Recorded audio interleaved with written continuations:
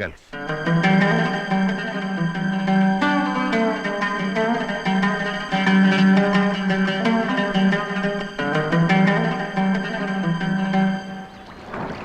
ഇനിയുള്ള കഥ ആരംഭിക്കുന്നത് ആ മണലാരണ്യങ്ങളിൽ നിന്നാണ്.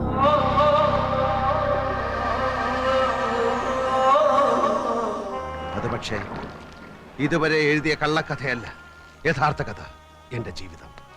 ഇനി ഞാൻ എഴുതുന്നത് എന്റെ തന്നെ ജീവിത കഥയാണ്. ഗസറ്റഡ് യക്ഷിയും ജയദേവൻ എന്ന എഴുത്തുകാരനും ഇനി പ്രിയദർശിനിയും സാഗർ കോട്ടപ്പുറവുമായി ഇവിടെ പുനർജനിക്കുന്നു.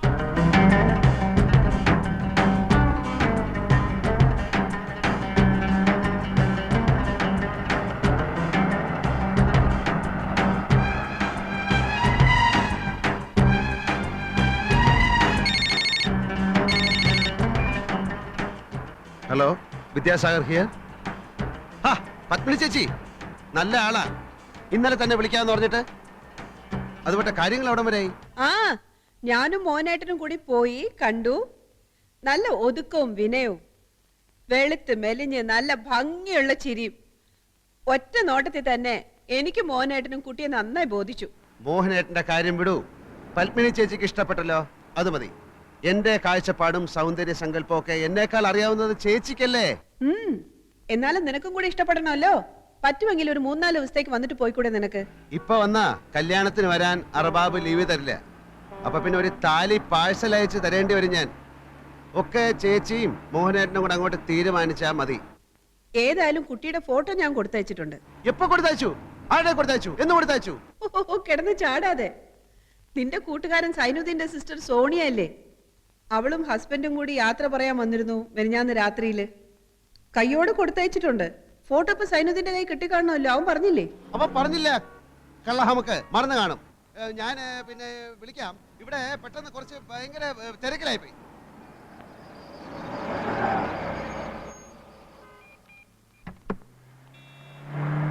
Hello, Malabar garments.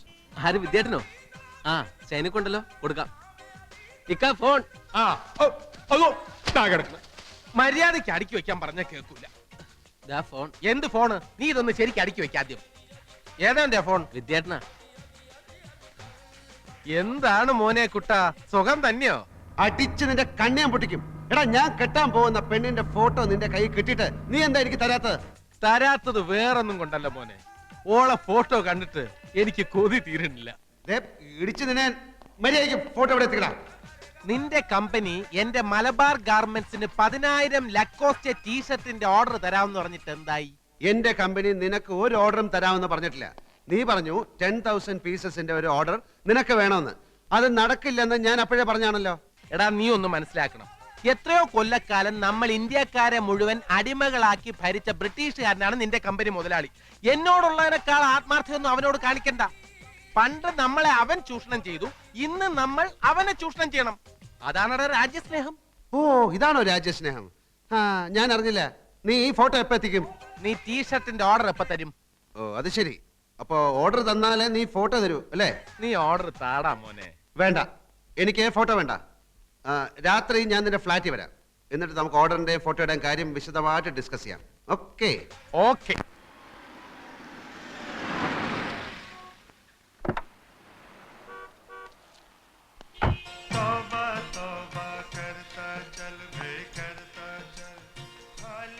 എന്റെ അല്ലോ, രാത്രി ഫ്ലാറ്റിൽ വരാമെന്ന് ഞാൻ പറഞ്ഞില്ലായിരുന്നെങ്കിലേ നിന്നെ ഇപ്പൊ ഇങ്ങനെ കൈയോടെ പിടികൂടാൻ സാധിക്കില്ലായിരുന്നു. ടീഷർട്ടിന്റെ ഓർഡർ തന്നാലേ നീ ഫോട്ടോ തരൂ അല്ലേ? ഓർഡർ തന്നാലേ ഫോട്ടോ തരൂന്ന് ഞാൻ പറഞ്ഞിട്ടില്ല. ഓർഡർ തന്നൂടേന്ന് അപേക്ഷിച്ചു, അത്രേ ഉള്ളൂ.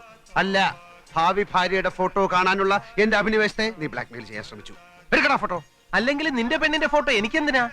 ഈ തിരക്കൊന്നും ഒഴിഞ്ഞോട്ടെ, നമുക്ക് ഒരുമിച്ച് ഫ്ലാറ്റിൽ പോയി ഫോട്ടോ എടുക്കാം. അപ്പൊ ആ ഫോട്ടോ ഇപ്പൊ നിന്റെ കയ്യിലില്ലേ? ഫോട്ടോ കൈ കൊണ്ട് കിടക്ക്. എന്തിന്? ശരി, എനിക്ക് കാത്തിരിക്കാൻ തീരെ സമയമില്ല. ഇപ്പൊ തന്നെ പുറപ്പെട്. ഇപ്പഴാ? നിന്നോട് വരാനാ പറഞ്ഞ.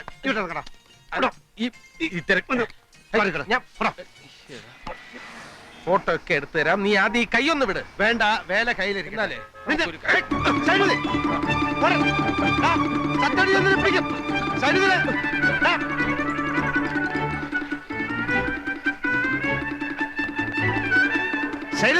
അവിടെ നിൽക്കാൻ. അങ്ങനെ നിക്കണില്ല മോനെ. മിസിപ്പി സൈനുദിനെ ഇങ്ങോട്ട് ഇറങ്ങി വരാൻ.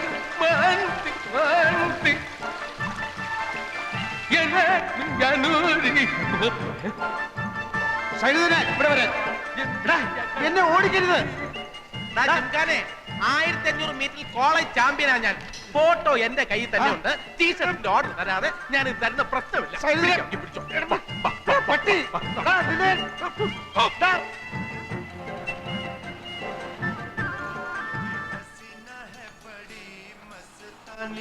കബീറെ, സൈനുദിൻ ഇങ്ങോട്ട് വന്നാ.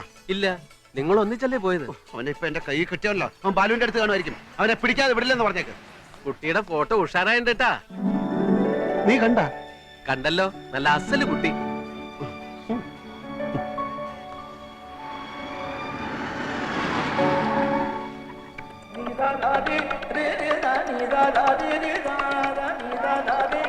ബാലു, ബാലു. ആ, സഗർ സൈനുദിൻ ഇങ്ങോട്ട് വന്നോ? കടലില്ലേ? ഇല്ല. എങ്കിൽ ചിലപ്പോ ജെയിംസിന്റെ അടുത്താണ്. ശരി. ആ സഗർ, കുട്ടിയുടെ ഫോട്ടോ കണ്ടോട്ടോ, കലക്കിയിട്ടുണ്ട്.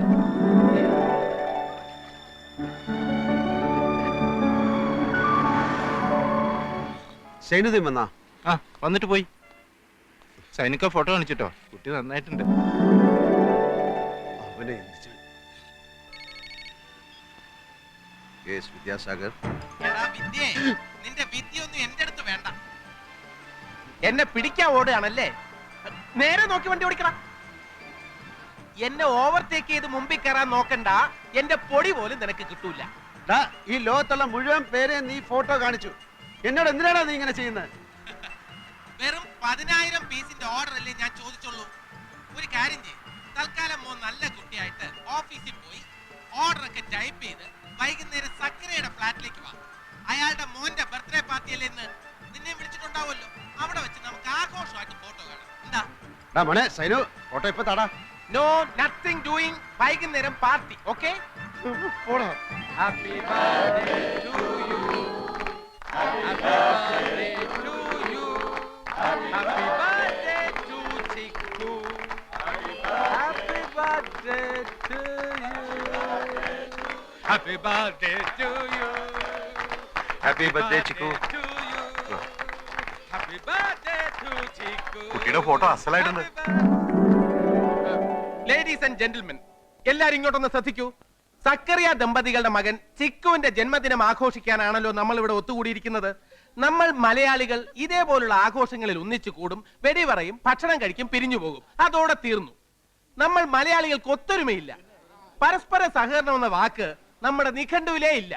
അങ്ങോട്ടും ഇങ്ങോട്ടും നമ്മൾ ഒരു സഹായവും ചെയ്യില്ല. ഞാനിത് പറയാൻ കാരണം വിദ്യാസാഗർ നമ്മുടെയൊക്കെ കൂട്ടുകാരനാണ്.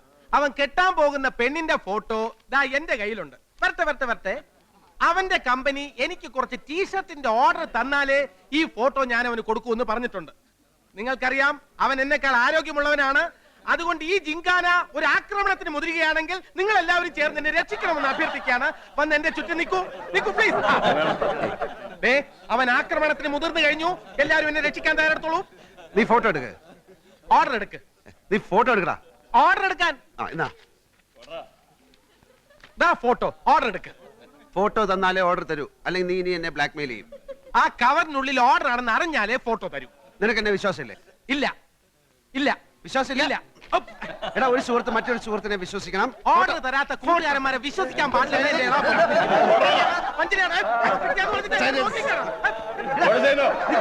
സൈനുദ്ദീൻ, വേണ്ട.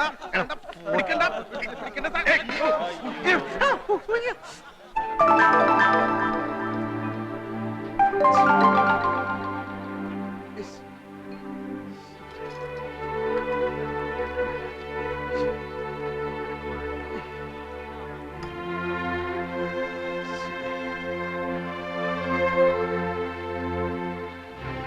അല്ലോ, നല്ല കുട്ടിയായിരുന്നു.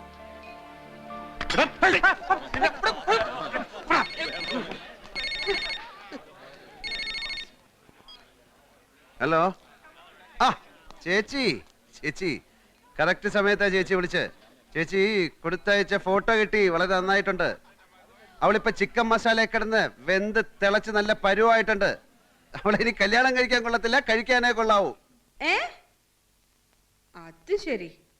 ഛേ, ഇതിനാണ് ഇത്രയും കഷ്ടപ്പെട്ട് ഫോട്ടോ അങ്ങോട്ട് അയച്ചത്. ആ സൈനുദ്ദീന്റെ തലക്കിട്ട് 2 കിഴുക്ക് കൊടുക്ക്. ഇനിയിപ്പോ രണ്ടാമത് അവിടെ ചെന്ന് ഫോട്ടോ എങ്ങനെയാ ചോദിക്കുക? ഹേ വേണ്ട വേണ്ട, ഇനി ഫോട്ടോ അയക്കൊന്നും വേണ്ട. ഈ ദുബായിൽ ഞാൻ ഒഴിച്ച് മറ്റെല്ലാവരും ഫോട്ടോ കണ്ടു. ചേച്ചിയുടെ സെലക്ഷൻ വളരെ നന്നായിട്ടുണ്ടെന്നാണ് പറയുന്നത്. കണ്ടത് മനോഹരം, കാണാത്തത് അതിമനോഹരം എന്നാണല്ലോ. കാണാത്തതുകൊണ്ട് അതിലില്ലാത്ത സങ്കല്പത്തിന്റെ തേരിലേറി എനിക്ക് എത്ര വേണമെങ്കിലും സഞ്ചരിക്കാം.